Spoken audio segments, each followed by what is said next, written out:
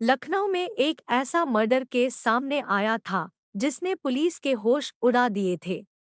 इस हत्याकांड के बारे में जिसने भी सुना, उसने यही कहा कि ऐसी दरिंदगी शायद कभी देखी होगी। लखनऊ में 19 साल की लॉ स्टूडेंट घर से निकली और फिर गायब हो गई। फिर अगले दिन बोरियों में उसके कटे हुए अंग मिले। कौन थी वो लड़की? क्या था पूरा मामला? चलिए जानते हैं वो कहानी जिसने एक लड़की को बेरहमी से मौत के घाट उतार दिया और उसके कातिल को पकड़ने के लिए पुलिस को एड़ी चोटी का जोर लगाना पड़ गया था। लखनऊ के अमीनाबाद इलाके में शिशिर श्रीवास्तव का परिवार रहता है।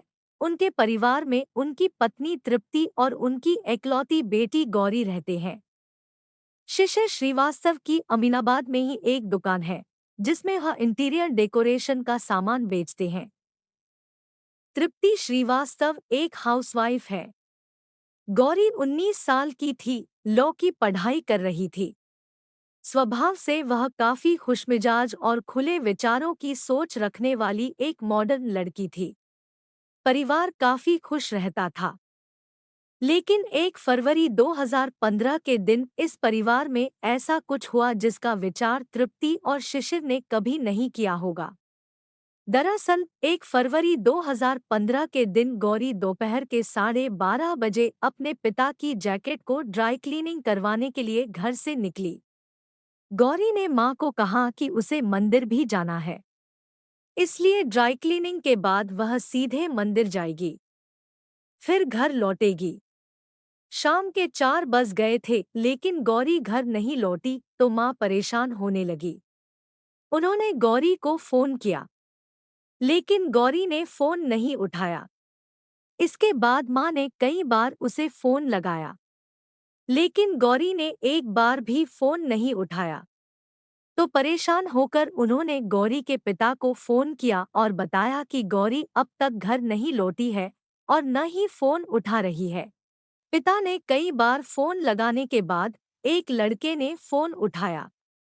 उसने कहा कि आप टेंशन मत लो, गौरी रात तक वापस लौट आएगी। पिता ने दोबारा फोन किया तो लड़के ने फिर वही बात कही।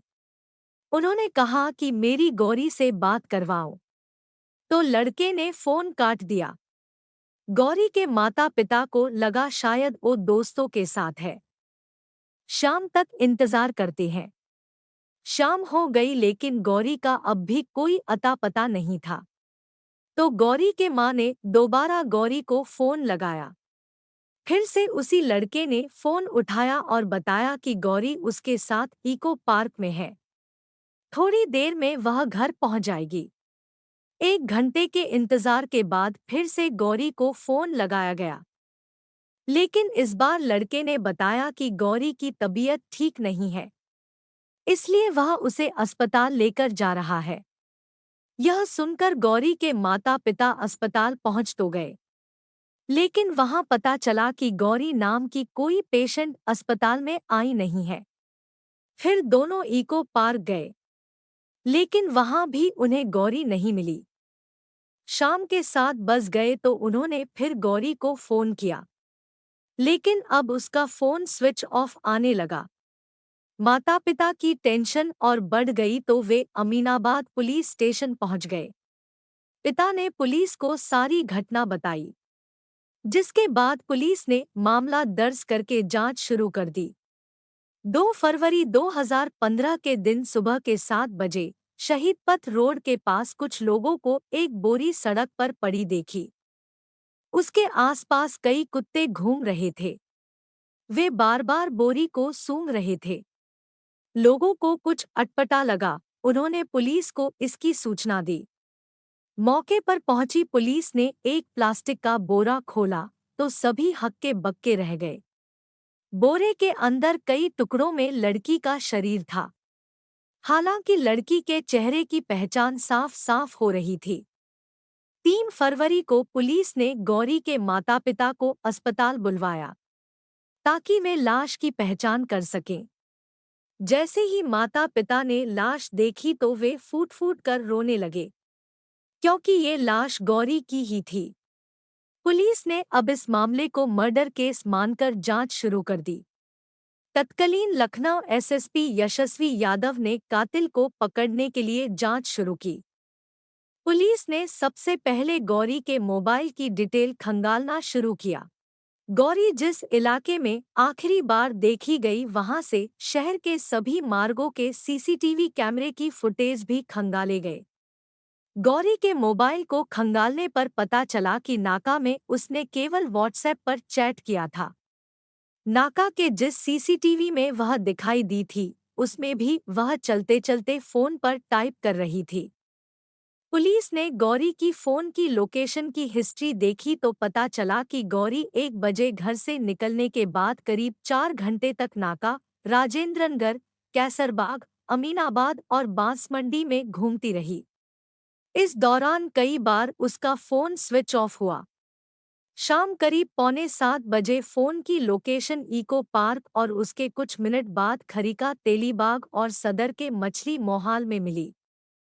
पुलिस को सीसीटीवी फुटेज में गौरी एक बाइक पर दिखी जिसे एक हेलमेट लगाए हुए लड़का चला रहा था। पुलिस ने गौरी के करीबी दोस्तों को हेलमेट लगाए हुए लड़के की फोटो दिखाई तो हिमांशु प्रजापति का नाम सामने आया जो गौरी का प्रेमी बताया जा रहा था।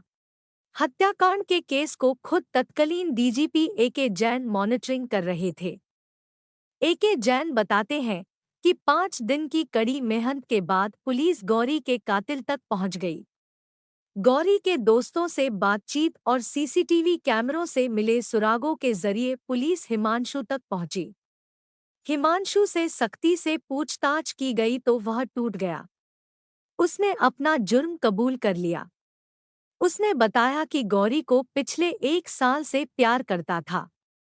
1.5 साल पहले यानी 2014 में किसी कॉमन फ्रेंड के जरिए उसकी मुलाकात गौरी से हुई थी। दोनों की दोस्ती धीरे धीरे गहरी हुई तो मिलना जुलना शुरू कर दिया। लेकिन उसे शक था कि गौरी के कुछ और भी लड़कों से संबंध है। इसी शक में वह 1 फरवरी को दोपहर 1 बजे गौरी को मिलने बाइक से आया।